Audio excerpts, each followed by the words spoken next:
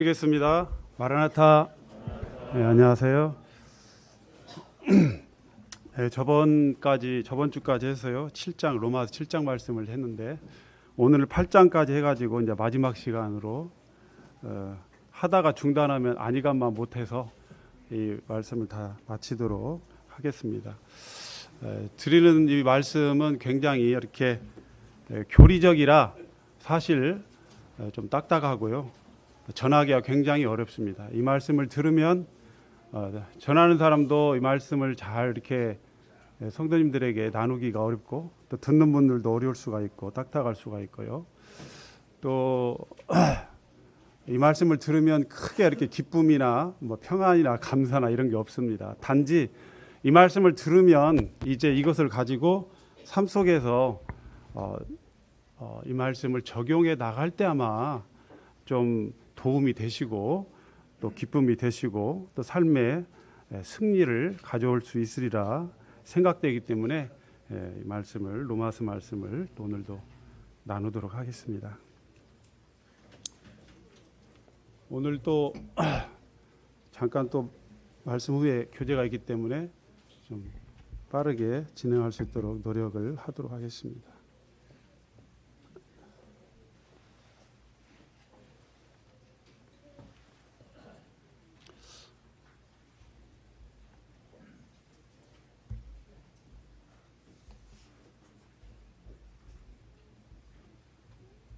왜 안 되나요? 아니 또 이게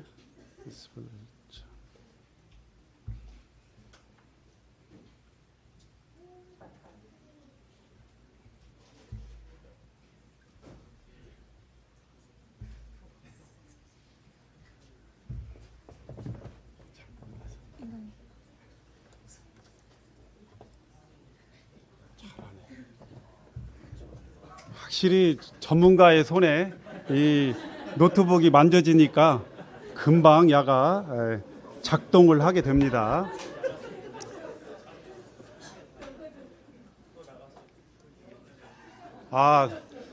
제가 또 손을 대니까 야가 또 파업을 시작했습니다.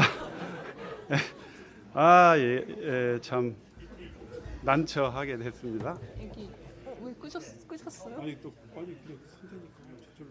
아 그래? 그냥 이거만 누르시면 돼요. 그걸로? 네. 해야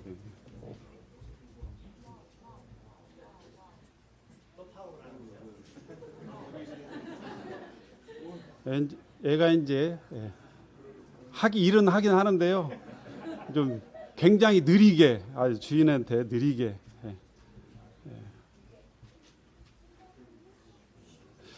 지난 시간까지 한 거 잠깐 복습을 하고요. 사실 이 로마서 말씀을 다 대부분의 형제 자매님들이 이해하시는 분들은 이거 또 듣는 말씀 다 아는 말씀인데 참 그렇다라고 생각할 수 있는데요. 이제 막 구원 받으신 분이나 또 젊은 형제 자매님들에게는 꼭 필요하기 때문에 누군가는 이 말씀을 꼭 이렇게 통해서 기본적으로 우리가 성도들이 성화 단계에 들어가는 이러한 원리에 대해서 점검을 해드려야 할 거로 생각합니다. 그래서 말씀을 드리도록 하겠습니다. 로마서 3장, 4장, 5장, 6장, 7장, 8장까지인데요. 3장에서는 무엇입니까? 믿음으로 얻는 칭의에 대해서 말씀을 드리고 있죠. 그 다음에 4장에서는 뭐가 나오죠? 그 칭의를 가능케 한 믿음이 무엇이냐에 대해서 믿음의 본질을 설명하는 데 있어서 아브라함의 믿음을 예로 들었죠. 그래서 아브라함이 믿음으로 의롭다함을 얻은 그 부분에 대해서 이렇게 말씀을 드립니다. 5장에서는 뭐가 나오죠? 그래서 우리가 믿음으로 말미암아 하나님 앞에 이제 의롭게 되었고 또 하나님과 화목하게 되었는데 이 화목하게 된 것을 누리자 이렇게 되고 또 5장에서 가장 중요한 것이 등장하게 되는데 바로 우리가 의롭게 된 것이 바로 예수 그리스도께서 우리를 대신하여 십자가에 죽으셨다는 부활하셨다는 여하튼 대신의 원리가 여기에서 나옵니다. 한 사람의 순종하심으로 말미암아 이제 우리가 생명을 얻게 되고 영생을 얻게 되고 한 사람의 불순종함으로 말미암아 사망이 모든 사람에게 이르렀다. 이 대신의 원리가 나옵니다. 그래서 5장까지 해가지고 이제 칭의의 단계가 장으로는 이렇게 종결이 되어지고요. 6장부터 이제 우리가 성화로 들어가게 되죠. 그래서 성화에 가장 필요한 것은 칭의는 대신의 원리인데 성화의 단계 가장 필요한 원리는 뭐냐면 이제 우리가 대신의 원리, 예수님께서 내 자리에 내가 서야 될 그 심판의 자리에 나를 밀쳐내고 예수님께서 대신 그 자리에 서셨다는 겁니다.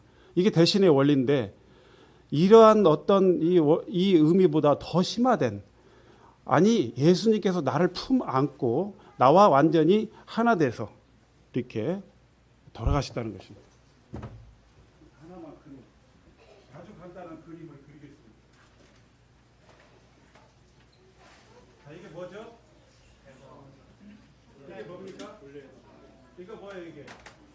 안 보이죠? 네, 안 보이게 제가 하나 보입니까? 네, 조금만 해주시면 됩니다. 요 그림 하나를 그리려고 형제님들 수고하십니다. 이 그림 하나밖에 안 그립니다. 형제님들 수고하니까 제가 못될 바를 모르겠습니다. 자, 이 삼각형이죠? 이 몇 개입니까? 네? 하나예요? 하나예요? 둘이에요. 저는 둘이라고 생각합니다. 네, 셋도 됩니다. 이제 삼각형은 완전한 합동이 된 삼각형이에요. 합동이 뭔지 알죠? 똑같은 길이와 모양의 각이 똑같은 이 삼각형이 두 개가 딱 하나로 딱 포개져 있는 거예요. 이해가시죠? 예. 예수님과 내가 완전한 연합을 이루었다는 겁니다. 그래서 예수님이 죽을 때는 몇 사람이 죽은 거예요, 결국? 예수님과 내가 죽은 거예요. 그렇죠? 그래서 이게 바로 연합입니다. 그래서 예수 그리스도의 몸으로 말미암아 우리가 율법에 대해서 죽었다, 이렇게도 표현하고 있고, 예수 그리스도의 몸으로 말미암아 우리가 죄에 대하여 죽었다, 이렇게 하는 겁니다. 예수 그리스도의 몸으로 말미암아 우리가 세상에 대해서 십자가에 우리가 못 박혀 죽었다, 이렇게 되어 있습니다. 그래서 이제 6장에서 이제 연합의 원리가 나오죠.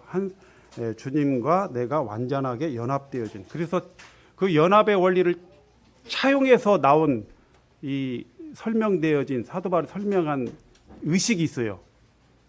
교회 무슨 의식이죠? 네, 침례입니다. 그래서 로마서 6장에서는요, 침례를 말하려고 한 것이 아니에요. 사실은 연합을 얘기하고자 하는 거예요. 왜? 이 연합의 이 분명한 우리가 생각을, 우리 믿음으로 이 연합되었다는 이 사실을 우리가 받아들일 때 성화로 나갈 수가 있잖아요. 그래서 이렇게 되어지고요. 그 다음에 7장에서도 이제 그래서 6장에서 성화인데 두 가지의 성화의 원리가 나오죠. 우리가 해야 될 부분이 있습니다. 물론 성령님께서 하셔야 될 분, 하나님께서 하셔야 될 영역도 있지만 우리가 성화되는 데 있어서 우리가 해야 될 영역이 뭐냐면 두 가지죠. 첫 번째가 뭡니까? 6장에서 나왔죠. 죄에 대하여 죽은 자로 여겨라. 의에 대하여 산 자로 여겨라. 여겨라라는 것이죠. 예. 안 여기지는데요, 큰 상관없어요. 그건 내 감정입니다. 이미 우리는 예수 그리스도와 함께 십자가에 못 박혀 죽었다라고 갈라디아서 2장 20절에 나왔어요. 예. 그 다음에 나온 게 뭐죠? 우리 몸을, 우리 지체를 의의 무기로 하나님 앞에 드려라, 이렇게 나왔죠. 그래서 지난 시간까지 이렇게 쭉 되어 있습니다. 그 다음에 이제 우리 7장에 나오면 느닷없이 뭐 율법에 대해서 얘기하면서 뭐 남편 얘기 나오고 이렇게 쭉 나오는데 이게 율법을 얘기하고자 하는 건가요? 네, 7장에서 포인트는 율법이 아니죠. 율법이 아니라 이제 성령의 새로운 것으로 섬겨라라고 이렇게 되어 있습니다. 그래서 율법의 낡은 정신, 그 조문에 기록된 대로 우리가 그것을 가지고 거기에 연연해서 그대로 이 지켜야지 하면서 하는 그 과거에, 그래야 내가 구원받지 하면서 그 율법 조문에 매어진 그래서 지켜야 된다는 그런 낡아 빠진 정신으로 우리가 살아가는 게 아니라 이제 성령님의 새로운 것, 새로운 성령님의 능력, 우리가 주님을 섬겨야 된다라고 하고 있습니다. 로마서 7장에 그 부분이 나오고 있어요. 그래서 로마서 6장과 7장에서 총 3가지의 성화의 원리가 되어 있습니다. 여겨라, 드려라, 섬겨라. 무엇으로? 성령으로 섬겨라. 그래서 3가지. 근데 오늘은 이제 그리고 7장의 마지막 부분에서 사도 바울이 탄식하죠. 이 탄식하는 부분은 바로 우리가 구원받을 때냐, 구원받은 게 이전이냐, 이후냐. 언제죠? 구원받기 이전에 우리가 자연인으로 있을 때, 거듭나지 못했을 때도 사람에 따라서 조금씩은 틀립니다. 그 마음의 양심이 있기 때문에 죄에 대해서 탄식하고 고민하는 정도들이 다 달라요. 구원받지 못한 사람도 탄식할 수 있습니다. 양심이 있기 때문에. 그런데 7장에서 우리가 탄식하는 사도 바울 탄식은 성도들이 거듭난 성도들이 탄식하는 거예요. 이거는 구원받지 못한 사람들이 탄식하는 정도하고는 아주 심각합니다. 이거 정말 오호라 이 사망의 몸에서 누가 나를 건져내라 낼 수 있겠느냐. 정말 그 고통 가운데에서 울부짖는 부르짖는 이와 같은 사도 바울의 고백이 나오죠.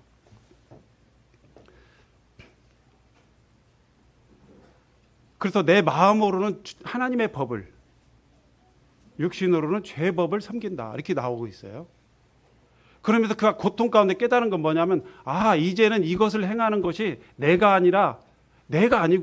나는 지금까지 내가 이것을 해온 줄 알았더니 내가 선을 행하려고 노력하는 나에게 악이 함께하는 거다. 왜 이런 일이 생기지? 왜 안 되지라고 생각하면서 늘 탄식하던, 자신을 자책만 했던 사도 바울이 깨달은 게 있어요. 그게 뭐죠? 이것을 행하는 건 누구다? 내가 아니라 내 속에 있는 죄다라는 것입니다. 그런데 이것을 악용할 수가 있어요. 어떤 성도는 그래요, 내가 이렇게 막 화도 내버리고 욕도 해버리고 거짓말도 해버리는데 이것은 내가 하는 게 아니야. 내 속에 거하는 죄가 하는 거야.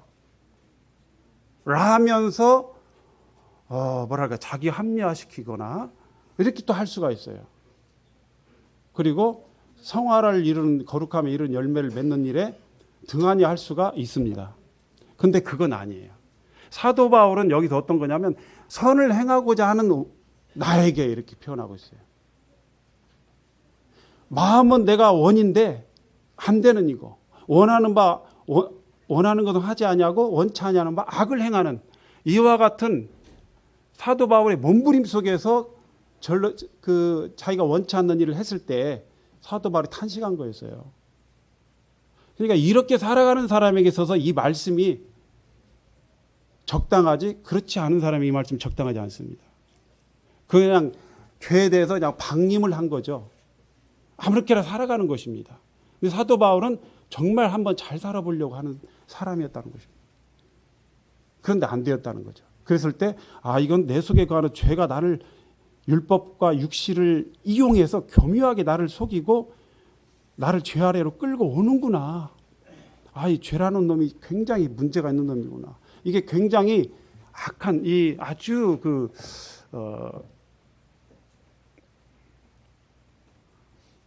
죄라는 거에 대해서 그는 인격적으로 받아들이고 있어요. 죄라는 놈이 나를 속이는구나. 나를 사로잡아 오는구나. 이렇게. 그래서 이제 7장에서요, 이렇게 되어지고, 그러면서 사도 바울이 하나님 깨달은 게 뭐였죠?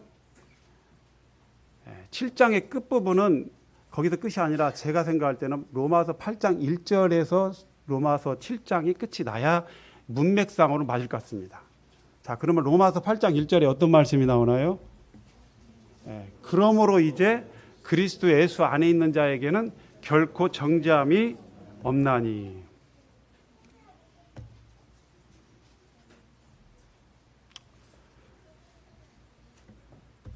그래서 그리스도 예수 안에 있는 자에는 결코 정죄함이 없대요. 자, 우리 형제 자매들은 다 그리스도 예수 안에 있나요? 네, 맞습니다. 그래서 우리는 이것은 왜 정죄함이 없느냐?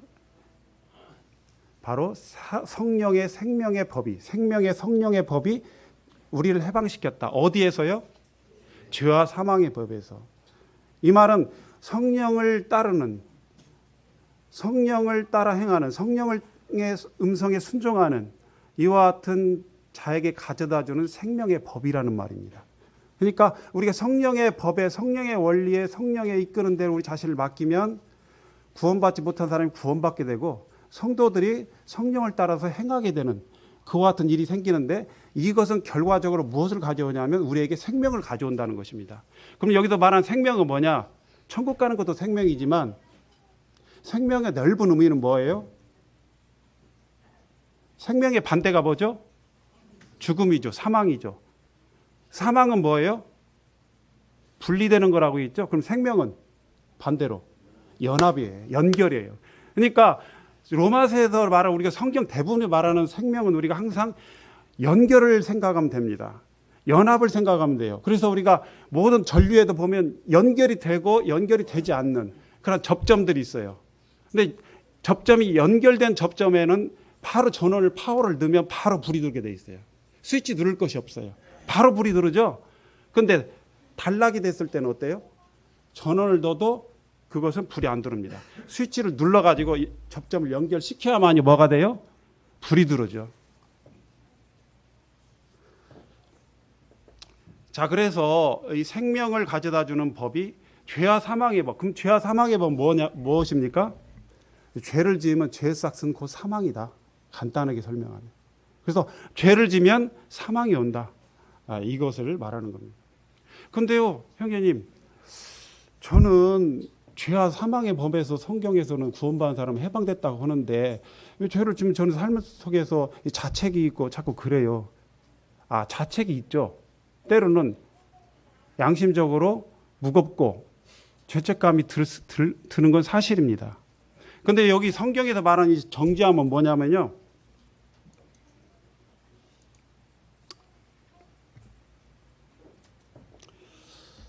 정죄함은 뭐냐면 로마서 8장 보겠습니다. 8장 1절. 그러므로 그리스도 예수 안에 있는 자에게는 결코 정죄함이 없다. 이 정죄는 무슨 뜻인가요? 이것은 단지 죄를 갖다가 파헤치고 죄를 어떤 나무라는 이와 비판하는 이와 같은 상태에서 끝나는 게 아니라 그에 대해서 형벌을 가하고 심판의 행위를 가하는 것까지 포함하는 의미입니다. 여기서 말하는 정죄는 조금 이따 나오는데요. 그래서 이 로마서 우리가 어떠한 일에도 하니까 우리가 정죄함이 없는 거예요. 정죄함 가운데 빠져 있으면 그건 누가 좋아하는 일입니까? 사탄이 좋아하는 일이죠.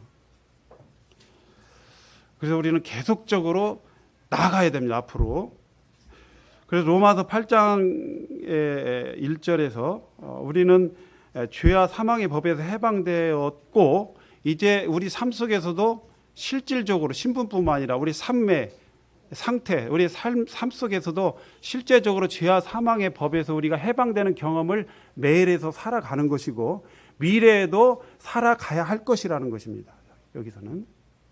그래서 이미 해방된 자가 해방된 경험을 지속적으로 우리가 누리면서 경험하면서 실제 삶 속에서도 살아갈 것을 사도 바울은 여기에서 암묵적으로 말씀을 하시는 겁니다. 그래서 로마서 8장까지 전장에서 이 8장 1절 말씀이 바로 분수령이에요.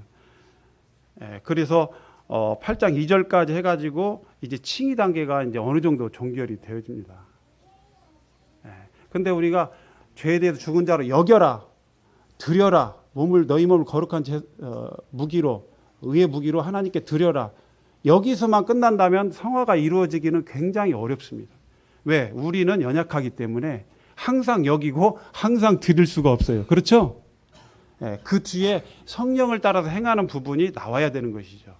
그래서 2절까지만 해서 끝나는 게 아니라 이제 3절로 넘어 들어가도록 하겠습니다. 먼저 로마서 8장을 보면은요, 이렇게 이제 주제가 나오는데 저는 성령의 능력이 한 성화에 대해서 완결하게 이제 완결 씌울 수 있는 이와 같은 성화를 완벽하게 할 수는 없지만 성화를 이루어가는 어떤 조건들이 충족되어지는 이와 같은 부분이 바로 로마서 8장이라고 보여집니다. 왜? 성령님이 등장하시거든요. 우리는 할 수 없지만 성령께서 우리와 함께 하시거든요. 우리를 도우시거든요. 그래서 주제 말씀은 로마서 8장 4절 말씀으로 정했습니다. 육신을 다 같이 한번 읽어보겠습니다. 시작. 육신을 따르지 않고 영을 따라 행하라. 그 다음에 또 한 가지 성령의 성화의 원리가 또 한 가지 나오죠. 그게 뭡니까? 영으로서 몸의 행실을 죽이라. 13절에 나와 있어요. 그래서 로마서 8장에서 가장 많이 7장에서 많이 나온 단어 중에 하나가 뭐였죠? 7장에서 많이 나오는 단어 중 하나가 뭐죠? 단어가 율법이죠. 율법이 어떻고 늘 이렇게 법 나옵니다. 근데 그건 법을 말하는 게 아니라 성령으로 섬겨라. 성령의 새로운 것으로 섬길 것을 말씀하기 위해서 포인트가 바로 성령인 거죠.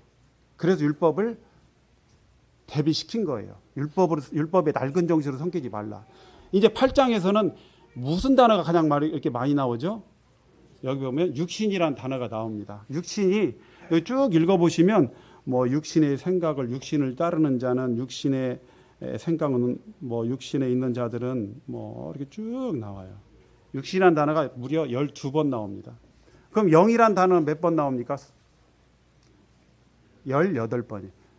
성령, 여기서 말하는 성령이죠. 자, 제가 좀 전에 미리 말씀을 드렸는데 한번 정리를 한번 해보겠습니다. 조금 더 구체적으로 생명의 성령에 무슨 말씀입니까? 생명을 가져다주는 성령이 다스리는 원리. 근데 이 원리에 내가 순복하면 생명을 늘 누리는 하나님의 생명과 함께 생명으로 늘 살아갈 수 있는 그 능력으로 살아갈 수 있는 이와 같은 삶을 살 수 있다라는 것입니다. 두 번째, 생명의 성령의 법은 어떤 법이냐면 성령께서 그리스도와 연합된 자의 삶을 지배하여 의와 거룩의 열매를 맺도록 인도하는 원리. 1번하고 똑같은 말입니다. 근데 이렇게 복합적으로 써놨죠? 좀 더 구체적으로 생각해 볼 수 있도록 하기 위해서 제가 써놨습니다. 두 번째, 죄와 사망의 법 뭡니까?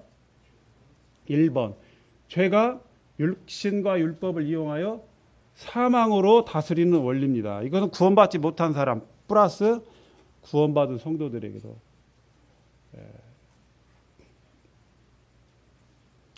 영향을 주는 그런 것인데 우리는 죄와 사망의 법에서 해방이 되어졌죠. 전에 우리가 죄의 종으로 살아갈 때 우리 육신 안에 있는 인격 같은 죄가 우리를 지배하여 죄들을 짓도록 끌어가는 법칙이다. 그래서 이러한 법에서 우리가 해방됐습니다. 여기서 정죄란 단어 아까 말씀드렸죠? 카타크리마, 재판, 단지 죄에 대해서 잘잘못을 죄를 갖다가 죄에 대해서 묻는 것으로만 끝나는 것이 아니라 그 죄에 대해서 형벌과 심판의 행위를 가하는 데까지 포함된 의미, 이게 바로 정죄라는 것이죠. 자, 그 다음 이게 굉장히 여기가 분수령이 되는 이 말씀이 저는 이 말씀 한번 같이 읽어보겠습니다. 로마 8장 3절 4절 시작. 율법이 육신으로 말미암아 연약하여 할 수 없는 그것을 하나님은 하시나니 곧 죄로 말미암아 자기 아들을 죄 있는 육신의 모양으로 보내어 육신의 죄를 정하사 육신을 따르지 않고 그 영을 따라 행하는 우리에게 율법의 요구가 이루어지게 하려 하심이라. 형제 자매들, 이 말씀을 어떻게 분별하시나요? 세 가지. 자, 율법이 육신으로 말미암아 연약하여 할 수 없는 무력하여, 무능력하여, 연약하여 할 수 없는 그것. 그것이 뭐나요? 네? 자, 그러면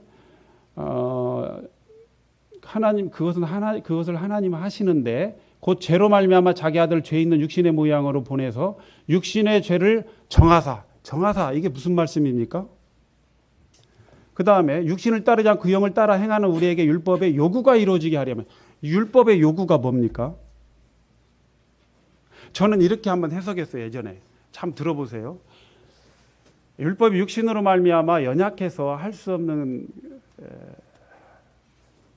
구원을 하나님은 하시는데 해내는데 그 죄로 말미암아 자기 아들을 죄 있는 육신의 모양으로 보내가지고 육신의 예수님의 몸에 우리의 죄를 갖다가 다 부과시켜 가지고 육신을 따르지 않고 이제 영을 따라 행하는 우리에게 율법의 요구, 즉 율법의 심판이 이루어지게, 형벌이 다 이루어지게 하려 함이라, 이렇게 해석을 했어요. 자, 이게 맞는 해석이나요? 예? 예, 틀린 해석이니까 제가 말씀드린 거겠죠. 예, 틀린 해석이에요. 제가 이게 이렇게 된 거. 만약 이렇게 해석이 되면 여전히 칭의, 여기까지 해서 칭의예요. 칭의 단계에서 머무른 거예요. 예수님의 몸에다 우리의 죄를 갖다가 정해서, 부과시켜서, 얹혀서, 이제 예수님이 십자가에 우리 죄를 죽으시고 우리가 성령을 따라 행하는 우리가 이제 그것을 성령을 따라 행하는 우리에게 이제 그 율법의 요구, 율법의 요구가 두 가지죠. 뭡니까? 첫 번째는 준행하라. 두 번째는 뭐예요? 벌 받으라 이거죠. 우리에게 준행을 요구하고 우리에게 형벌을 요구합니다. 너 그대로 준행하지 않으면, 법대로 준행하지 않으면 너는 죽는다. 형벌이다. 근데 여기서 요구는요, 단수가 아니에요.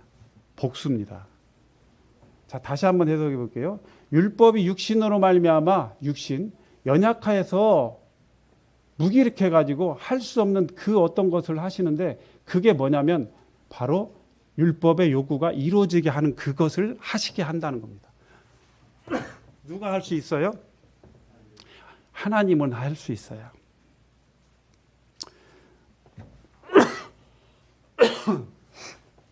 죄송합니다.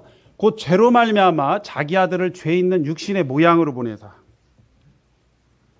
죄 있는 육신의 모양으로 보냈다고 하는데 이게 무슨 말씀일까요? 이것은 죄 많은 사람의 모양으로 보냈다는 뜻입니다. 자, 이것은요, 죄 많은 사람으로 보냈다는 뜻이 아니에요. 뭐라고요? 죄 많은 사람으로 보냈다는 것이 아니라, 육신은 여기서 해석이 어떻게 되냐면 심플 네이처, 우리가 흔히 생각하는 죄성, 죄악된 본성, 이걸 말하는 게 아니라 심플 맨입니다. 죄악된 사람, 이런 뜻이에요. 그러니까 죄악된 사람의 모양으로 보냈어요. 자, 죄악된 사람으로 보냈다면 예수님은 어떤 분이죠? 죄인이에요, 의인이에요? 죄인이죠. 죄악된 사람으로 보냈으니까. 가시죠? 심플 맨으로 보냈다면 우리 예수님은 죄인이야. 근데 뭐냐면 죄 많은 사람, 우리죠? 이런 사람의 모양으로 보냈다는 거예요. 단지. 이해 가십니까? 좀 어렵죠? 예, 좀 어렵습니다. 그래서 어떻게 했냐면 육신의 죄를 정했다. 이것은 죄를 갖다 우리에게 부과했다. 예수님께 부과했다가 아니라 여기서 육신은 뭐냐면 심플 네이처입니다. 이게 죄성이죠. 우리 죄성에다가 보낸 게 아니에요. 우리 죄성, 육신의 죄성 안에 있는 죄를 어떻게 했냐면 심판했다는 뜻이에요. 자, 보면 condemn, 죄송하면 영어로 써져 가지고 condemn sin in simple man. 여기서 in이라고 나오는데 바로 죄악된 사람 안에 있는 그러잖아요. 죄를 갖다가 condemn은 비난하다, 책망하다, 그 다음에 유죄 판결을 내리다 이런 뜻이에요. condemn은. 그래서 저기 정하다라는 뜻은 유죄 판결을 내리다, 비난하다, 책망하다. 무엇을? 죄를 했다는 거예요. 죄를. 어떤 죄를? 우리의 육신 안에 있는 이 죄를 갖다가 예수님께서 하셨다는 거예요. 그래가지고 어떻게 했어요? 육신 안에 죄를 지하고 육신을 따르지 않고 이제 영을 따라 행하는 우리에게 율법의 요구가 이루어지게 하려는 거예요. 자, 여기서 율법의 요구는요, 아까 율법 요구니까 우리에게 뭐 형벌을 요구한다 이게 아니라 여기 디카이오마인데 의로운 것이란 겁니다. 의로운 것. 그래서 우리에게 의로운 것을 요구했대요. 영어 성경에 보면 righteous 가지고 requirements, 이게 requirements 이렇게 돼 있어요.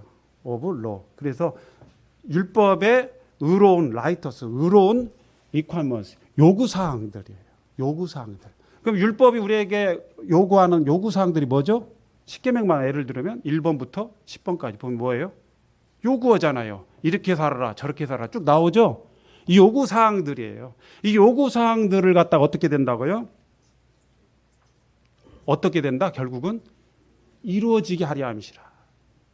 어떤 누구에게, 아무렇게 살아가는 사람들에게 아니라 영을 따라 살아가는 자들에게. 이해 가신가요? 그래서 이루어지게 하려 하면은 충분히 이행되게 하려 하심이라 이렇게 되어 있어요. 그래서 여기 보면 의로운 요구들이 어떻게 된다? 풀리 매트. 매트는 미트 이제 이것은 이행되다는 뜻입니다. 그래서 우리 누구에게? 우리에게 투어스가 아니라 이너스. 그러면 우리 안에 이루어진다는 거예요. 투어스는 우리에게죠. 우리에게라고 이제 한글 성경 나왔는데 영어 성경은 이너스예요. 우리 안에 이루어진다는 거예요. 이게 우리 마음 안에 이렇게 되는 거예요. 율법의 선한 의로운 요구들이 그 계명들이 우리의 마음 안에 우리 안에 이루어지도록 이행되도록 해준다. 이행된다는 수동태입니다. 능동태가 아니고 수동태. 이행되어지는 거예요. 누구에게요? 영을 따라 살아가는 자들에게 이렇게 되는 것이죠. 자, 또 넘어가겠습니다. 자, 여기 보면 복잡해요. 여러분들에게 우리 머릿속에 있는 단어들입니다.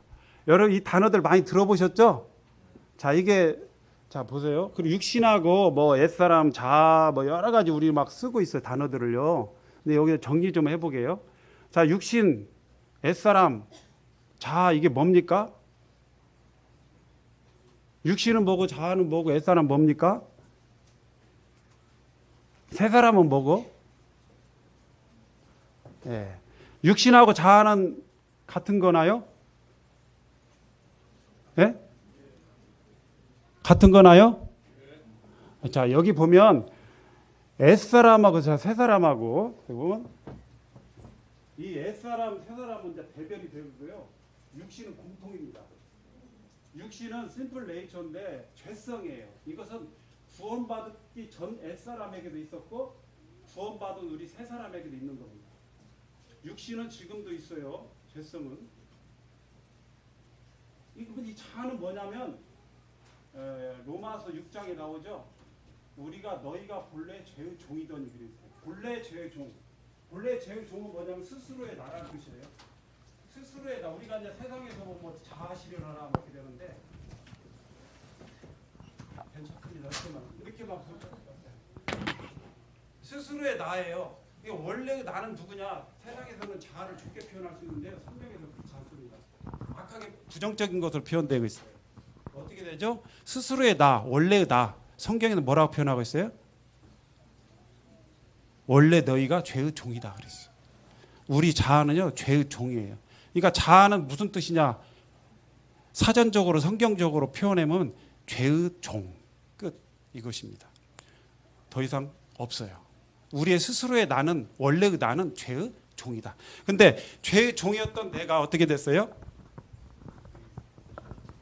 너에게 전하여 준 바 교훈의 본을 너희가 순종함으로 말미암아 너희가 의의 종이 되었느니라라고 로마서 6장 17절에 나와 있어요. 하나님께 감사하리로다. 너희가 본래 죄의 종이더니 너희에게 전하여 준 바 교훈의 본을 마음으로 순종하여 죄로부터 해방되어 의에게 종이 됐다 되어 있어요. 그러니까 여기서 말하는 이 자아라는 것은 옛날부터 있어왔던 원래부터 있어왔던 원래의다 본래의다 이거예요. 그러니까 이 자아는 누구예요? 결국은 야예요? 옛사람이라는 거예요. 그런데 우리가 구원받고 나서 거듭난 뒤에 예수 생명, 새 생명, 새 성품이 내 속에 이루어졌죠. 그렇죠? 예. 자, 이런 것도 이루어졌습니다. 새 생명. 옛날에 즐기던 것들이 다 이제 좀 싫어져. 그리고 멀리하고 싶고 세상 친구들보다는 교회 친구들하고 더 가까이 하고 싶고 이런 어떤 내가 왜 이러지? 라고 이해할 수 없는 현상들이 내 속에서 자꾸 이렇게 일어나는 거죠. 근데 이러한 신기한 현상들이 내 새 사람 속에서 이루어지는 겁니다. 예전에는 그래서 이 옛사람 속에 있는 이 아담 생명, 옛성품 이런 것들이 이제는 이런 것이 있었는데 있던 우리가 이제는 새 사람으로 예수 생명, 새 성품, 새 생명을 가지게 된 새 사람이 되었다는 것입니다. 이게 딱 두 가지 대별하는 것은 뭐예요? 성경에서 옛사람과 새사람이에요. 옛사람은 이거 같이 자하고 같은 말이고, 육신은 뭐예요? 육신이 옛사람이 아니에요. 육신이 뭐 자하고 이렇게 막 섞여서 혼동되면 안 됩니다. 이해 가세요? 네, 육신은 지금도 있어요. 항상 존재합니다. 만약 육신이 구원받은 이후에 사라져 버렸다, 그럼 우리는 성화에 대해서 노력할 필요가 없어요. 죄성이 없으니까. 성령을 따라 행하라라고 말할 필요가 없어요. 성령 충만 받으라고 할 것이 없어요. 그러죠? 저절로 그냥 살아가지는 것입니다. 자, 그 다음에 이제 여기까지 정리하시고요. 그러면 육신에 대해서 말씀을 드려보도록 하겠습니다. 육신은, 성경에서 말하는 육신은 무슨 뜻일까요? 우리가 성경에 어떤 단어 육신 하면 무조건 1번으로만 이렇게 해석하면 안 됩니다. 이 성경에서 육신 딱 번역이 되었을 때는 세 가지의 그 문맥상으로 봤을 때 세 가지로 나눠집니다. 첫 번째는 죄악된 본성, 죄성이라고 하는데요. 줄여서 심플 네이처고요. 두 번째는 몸, 지체, 이렇게 로마서 6장에 나오죠. 여기 보면 몸인데 중립적인 것이 아니라 바로 죄를 범하는 도구가 된 몸, 이것을 가리켰을 때 이제 이렇게 몸 지체라고 쓰고요. 세 번째 몸이라고 하는 단어가 또 나오는데, 이것은 그냥 뭐 악한 것도 아니고 뭐 선한 것도 아니고 뭐 이렇게 부정적인 거나 긍정적인 것이 아니고 그냥 중립적인 거예요. 그냥 몸이에요, 몸. 자, 우리 몸 있죠? 몸이 아프면 아프고 배고프면 배고프고 피곤하면 피곤하죠. 피곤하면 자야 되고 그러죠. 이것은 자연적 현상이에요. 우리 성도님들이 말씀 듣다가 졸리잖아요. 주무신단 말이에요. 이것은 악한 거예요? 아니에요. 자기가 이건 윤리적 생리적인 현상이기 때문에 어쩔 수 없는 거예요. 그것이 죄악된 게 아니에요. 단지 그것을 잘 관리할 필요가 있죠. 육신의 그 적절한 수면과 체력을 낭비해서 이렇게 말씀드릴 때 졸면 안 되겠지만은, 그것은 어쩔 수 없는 그거예요. 그래서 예수님께서 말씀하실 때 제자들이 이제 겟세마네 동산에 제자들이 자고 있었잖아요. 그 뭐라고 했습니까? 마음은 원이로되 육신이 약하도다. 스피릿 윌링, 마음은 의지를 세워 나 그렇게 하고 싶은 어떤 의지를 갖고 있는데, 원하는데 바디가 약하다. 그래서 우리가 뭐 보디빌딩 하잖아요. 이 보디는 나쁜 게 아니에요. 우리가 보디빌딩 하면 막 이렇게 우람한 체구를 갖추는 이런 바디인데 나쁜 게 아닙니다. 그래서 이 세 가지로 표현할 수 있습니다. 육신의 속성 또 보면은요, 이 성경의 로마서 8장에 쭉 나와 있어요. 쭉 읽어보시면 육신의 생각은 하나님과 뭐가 돼요? 원수가 되고, 육신의 생각은 하나님의 법에 굴복해요? 하지 않죠. 할 수도 없죠. 육신의 생각은 어떻게 돼요? 결과가 사망입니다. 육신 안에는 절대 선한 것이 존재하지 않습니다. 따라서 선을 행한 능력이 있다 없다? 없습니다. 육신 안에 있는 자들은 하나님을 기쁘게 해드릴 수가 죄송합니다.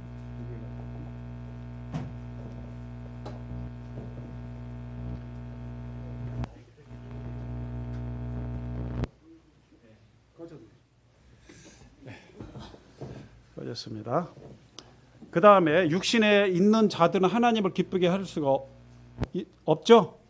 자, 우리는 어디에 있는 사람들입니까? 우리는 자, 우리 로마서 8장 8절 9절 보겠습니다. 육신에 있는 자들은 하나님을 기쁘게 할 수가 없느니라. 만일 너희 속에 하나님의 영이 거하시면 너희가 육신 안에 있지 아니하고 영에 있나니. 자, 그러면 우리는 어디에 있어요?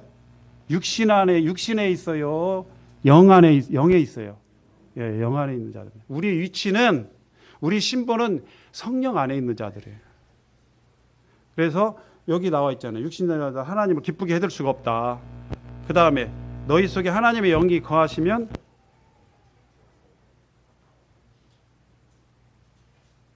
하나님의 영이 거하시면 너희가 육신 안에 있지 아니하고라고 돼 있죠. 누구든지 그리스도의 영이 없으면 그리스도의 사람이 아니다.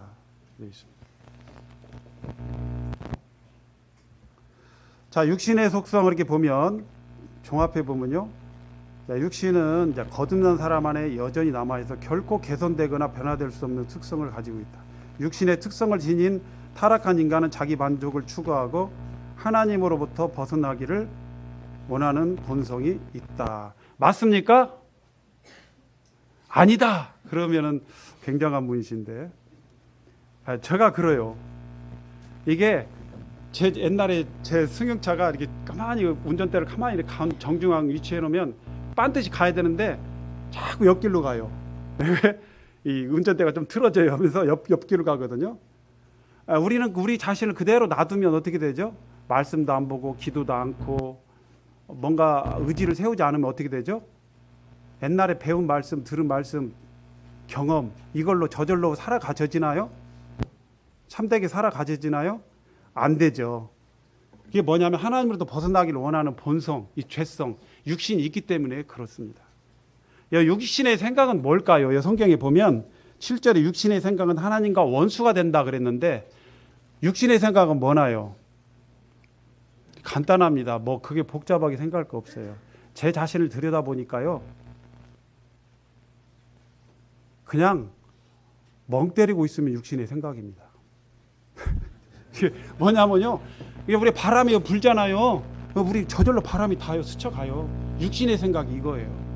그냥 저절로 자연스럽게 항상 이렇게 우리에게 자연스럽게 그냥 스며드는 생각들 대부분이 사실은 영적인 생각이 없어요. 거의가. 맞습니까? 왜 그러냐면 우리 삶은 항상 우리에게 좋은 일만 터지고 막 기쁜 일만 터지고 막 좋은 사람만 나에게 다가오고 다른 사람이 나한테 좋게만 해주고 이런 게 아니잖아요. 모든 일이 잘 되어가고 그거 아니에요. 그러니까 늘 짜증날 수밖에 없는 그리고 미워할 수밖에 없는 때로는 불평할 수밖에 없는 그러한 모든 환경들이 우리 주위에 늘 득실득실해요. 우리하고 부딪히는 수많은 환경과 상황과 사람 속에서 우리는 자연 발사, 자동 발사, 자동적으로 우리는 어떻게 돼요? 육신의 생각이 그냥 탁 생겨요. 자연스러운 생각들, 바로 그냥 그 생각들은 대부분 육신의 생각이에요. 그 생각들은 대부분 불평이나 원망이나 이렇게 나와요. 하나님을 기쁘게 해드릴 수 없는 생각들이에요. 다들 이렇게 보면은. 근데 여기서 육신적인 사람은 뭐냐면 그 생각을 그대로 그냥 가지고 그냥 그대로 따라가는 사람, 아무 대책 없이 가는 사람들은 육신적인 사람으로 되는 거고, 그러나 내 속에서 말씀이, 그리고 내 속에서 조용히 성령님의 음성이, 너 그러면 안 되지, 그래도 너 미워하면 안 되지, 불평하면 안 되지, 거기서 그냥 끝나야지, 너 그걸 아무렇지 않게 그냥 넘겨야지. 이렇게 한다면 어떻게 되죠? 그리고 그렇게 성령의 음성에 내가 그래야지 하면서 한다면 성령을 따라서 행하는 겁니다. 왜 이러죠? 뭐가 소리가 나네. 이렇게 벌려놨는데도 자꾸 소리가 납니다. 자, 여기 보면 4절 5절 한번 읽어보겠습니다. 자, 시작. 육신을 따르지 않고 그 영을 따라 행하는 우리에게 율법의 요구가 이루어지게 하려 하심이니라. 육신을 따르는 자는 영을 따르는 자는 영의 일을 생각한다. 우리가 성령님을 그러면 따라서 행해야 되는데 성령을 따르는 사람들은 성령 충만한 사람들에게 해당되나요? 이 말이 누구에게 해당? 아니면 그렇지 않은 사람에게 해당되나요? 성령을 따르라는 말은요, 성령 충만한 사람에게는 해당이 안 되는 것 같아요. 제가 볼 때는. 왜 그러냐면요, 그냥 저 할머니를 보니까 막 도와주고 싶고 막 아프니까 가서 주물러주고 싶고 막 그런 마음 막 생겨. 그 사람 성령 충만한 사람들이거든. 성령 충만하면 누가 이거 뭐 청소하라고 하더라도 봉사하라고 하지 않아도 막 봉사가 저절로 되어지고 그러죠? 예. 저 사람에게 내가 뭔가 가서 관심을 가지고 그 사람에게 뭔가 이 얘기를 누가 하라고 안 해도 어때요? 그 사람에게 다가가고 있어요. 나도 모르게. 성령 충만한 사람은 이미 성령께서 완전하게 내 속에 꽉 차 있기 때문에 그냥 짜면 성령의 일이 툭툭 나오는 겁니다. 그러죠?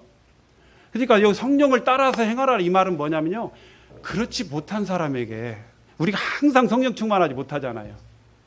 그렇죠? 우리 자신이 그렇습니다. 성령 충만해요. 때로는 하기 싫고요. 때로는 그냥 짜증나고, 때로는 미워하고 싶은 마음이 들고, 미워했으면 내 스트레스가 풀릴 것 같아 그냥. 그러죠? 미워버려. 세상에서는요, 미워해버려, 요거 한번 해버려 막 이렇게 하잖아요. 화 내버려 막 이렇게 하잖아요. 그럴 때 우리는 성령을 따라서 행하는 거. 그래서 성령 충만하지 못할 때 오히려 우리는 성령을 따라서 살아야 된다고 주님 말씀하고 계십니다. 그럼 성령을 따르려면 뭐가 필요하나요? 두 가지가 필요합니다. 제가 볼 때, 제가 제 경험으로 볼 때 드린 말씀입니다. 첫 번째는요, 성령을 따라서 행해야 되겠다. 그냥 편한 거에 좋은 게 좋은 거야. 그냥 뭐 들라고 그렇게 고민하면서 살아. 그냥 툭툭 살아버리지.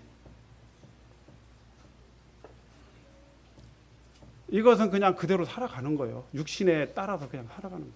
근데 나는 올라가는 계단은 어렵고 내려오는 건 쉬운데 거꾸로 나는 지금 내려가고 싶은데 이 거꾸로 올라가 보고 싶다. 올라가야 되겠다.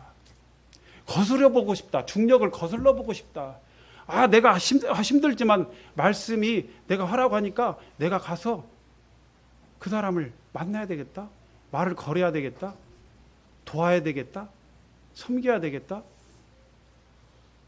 하는 것입니다. 성령님께서 내 마음 가운데 음성을 주시잖아요. 말씀으로든지 어떤 그냥 자연스러운 음성으로든지 주시잖아요. 그때 그것을 따르는 것은 중력을 거스른 것처럼 어려운 일이에요.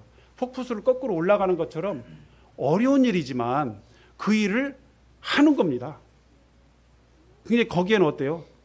의지가 필요하죠. 성령을 따라서 행해야 되겠다. 오늘부터. 이런 의지를 세우지 않는 사람은, 한 번도 안 세워본 사람은 어떻게 돼요? 평생 한 번도 안 세운 사람은 그 사람은 성령을 따라 행할 수가 없어요. 우리가 믿으려고 해야 되잖아요. 예수님도. 그래도 구원받으려는 것도. 그죠? 말씀을 들어보려고 의지를 세워야 되잖아요. 안 되는 거예요. 의지를 안 세우면 안 되죠. 두 번째, 그럼 의지 세우면 의지 한 번 딱 세우면 이제 오늘부터는 이제 성령으로 저절로 따라서 살아가지느냐? 됩니까? 안 되죠. 당연히. 그럼 어떻게 해야 돼요? 말씀을 가까이 해야 되죠. 너무 평이한 말을 제가 합니다. 근데 너희에게는 안전하다. 같은 말을 하는 것이. 너희에게는 안전. 우리는 늘 새로운 것을 추구하는 경향이 있습니다. 그러나 하나님 말씀은 늘 밥과 같아요. 똑같은 밥이지만 그냥 우리가 매일 먹잖아요. 늘 별식만 추구할 수 없잖아요. 자, 말씀을 가까이 해야 돼요. 그나마 말씀을 가까이 하면 내가 조금이라도 힘이 있고 말씀이 내 머릿속 언저리에, 마음속 언저리에 이렇게 머물러 있어야 성령 이 말씀이 어떤 육신의 생각이 딱 떠오를 때 그걸 딱 물리치고 그 말씀을 따라서 행해야 돼야지라고 성령의 음성을 주실 때 그 말씀이 내 마음 가운데 있을 때 성령의 음성이 그 말씀을 인용하시잖아요. 그 말씀이 전혀 없으면요, 그냥 되는 대로 살아가는 거죠. 그래서 두 가지 조건이 필요하다는 것입니다. 자, 성령 인도 율법 아래의 삶, 여기를 당하는데요. 자, 로마서 8장 12절에 보면 이제 마지막 원리 뭐가 나오나요? 그러므로 형제들아 우리가 빚진 자로 돼 육신에게 져서 육신대로 살 것이 아니니라. 자, 여기서 우리가 빚진 자다는 무슨 뜻일까요? 여기서 뭐 빚을 졌다, 돈에 빚을 졌다는 뜻이 아니라 어블리게이션. 그래서 의무라는 뜻입니다. 우리가 의무가 있다. 무슨 의무가 있느냐? 아래와 같은 의무가 있다는 것입니다. 어떻게요? 육신에게 져서 육신대로 살아갈 것이 살아가서는 안 된, 말이 이렇게 꼬이네요. 가지 말아야 될 의무가 있다라는 것입니다. 너희가 육신대로 살면 반드시 죽을 것이로되 영으로서 몸의 행실을 죽이면 살리라. 반드시 죽을 것이라는 건 뭐 지옥 이렇게 생각하는데 무조건 우리 이분법적으로 생각하지 말고 항상 그랬죠. 사망은 뭐냐? 분리다. 이렇게. 사망은 뭐예요? 분리. 그래서 우리가 주님과의 어떤 생명, 예수님의 생명과 이렇게 분리가 되는 것이죠. 그 순간만큼은. 너 육신대로 살면 반드시 죽을 것이로 돼 영으로서 몸의 행실을 죽이면, 그래서 성령님으로 몸의 행실, 악한 행실을 어떻게 할 수 있다고요? 죽일 수 있다라는 것입니다. 성령님의 음성에 순종을 해서 이 악한 행실들을 우리가 죽여야 되는 것이죠. 그래서 총 이제 성화의 원리 5가지를 다 했습니다. 첫 번째 로마서 6장에서 2가지 나온다 했죠. 뭡니까? 여겨라 드려라. 왼쪽에서 오른쪽. 그 다음에 그 위쪽 로마서 7장에서 율법이 아니라 성령의 새로운 힘으로 어떻게 해요? 섬겨라. 그 다음에 또 위에 보면 성령을 따라서 행하라. 성령을 따르라. 그러죠? 로마서 8장에 두가 나옵니다. 그 다음에 또 하나가 뭐예요? 몸의 행실을 죽이라. 로마 8장 13절에. 이렇게 해서 5가지 원리를 늘 기억하시고 하시면 되겠습니다. 자, 여기 가로 한번 말씀 한번 해보실래요? 성령은 능력이요 뭐다? 네? 네, 선물이다라고 할 수 있습니다. 성령은 능력이. 성령님, 제가 혹시 영화 아이언맨 보신 분 계셔요? 젊은 분들 아실 텐데, 예, 사람이요, 예, 아이언맨이라는 이 아이언 이 투구 이 뭐 장비란 이걸 탁 뒤집어 쓰고 있으면요, 적의 어떠한 총탄과 어떠한 힘에도 그걸 끄떡하지 않습니다. 자기가 죽지 않아요. 하늘에서 막 저 높은 하늘에서 땅에 곤두박질 쳐도 죽지 않아요. 어떤 포탄에 맞아도 끄떡 없어요. 이게 아이언맨이에요. 아이언은 뭐 쇠란 뜻인데 쇠 갑옷을 입은 사람이에요. 하늘을 막 날아다녀요. 예. 무수한 총탄 세례에도 끄떡 없어요. 성령님으로 우리가 성령을 따라서 행하고 성령 충만함을 받게 되면 우리 자신을 보호할 수 있다는 거예요. 어떤 적의 흉계로부터, 공격으로부터 우리 자신을 방어할 수 있고 우리 생명을 그대로 유지할 수 있다는 것입니다. 이와 같이. 성령은 왜 선물이다 그러냐면요, 그냥이 아니에요. 말씀에 나와 있어요. 사도행전 2장 38절 한번 읽어보겠습니다. 시작. 베드로가 이르되 너희가 회개하여 각각 예수 그리스도의 이름으로 세례를 받고 죄사함을 받으라. 그리하면 성령의 선물을 받으리라. 선물하니까 물건 이렇게 생각할 수 있는데요, 선물 같은 성령님이라고 생각하시면 되겠습니다. 그래서 성령님은 우리에게 하나님께서 주어주신 선물이다라는 것입니다. 자, 선물의 특성은 뭐죠? 갑옷이 또? 예? 누구라고? 예, 주시는 분의 마음. 또 줄 때는 누구를 중심으로 줘야 되죠? 받는 사람의 입장에서 줘야죠. 여자에게 뭐 자동차 뭐 로봇 이런 거 선물 주면 안 되죠. 남자에게 인형 선물 주면 안 되죠. 그 취향에 맞게 선물 줘야죠. 또 한 가지가 있습니다. 선물은요, 받는 사람이 막 누려야 돼요. 그래야 주는 사람이 행복해. 어떤 사람이 나에게 넥타이를 줬는데 그냥 장롱에다 넣어버리거나, 심지어는요, 싸울 일입니다. 그 큰일 납니다. 다른 사람이 줘버렸어. 그럼 어떻게 되죠? 이거 완전히 주는 사람을 무시하는 거예요. 그래서 성령님은 우리에게 주신 선물이구나. 성화를 이루어 가는 데 있어서 우리 선물로 주셨구나. 그러면 이것을 어떻게 해야 돼요? 이 성령님을 우리가 늘 도움을 받고 살아야 된다는 것입니다. 끝났습니다. 저 제일 빨리 끝내려고 노력했는데 처음으로 제가 거의 정시에 끝낸 것 같습니다. 지금까지. 저 2시간 1분인데 항상 제가 죄송합니다. 10분, 15분씩 늦었어요. 네. 이상으로 마치겠습니다.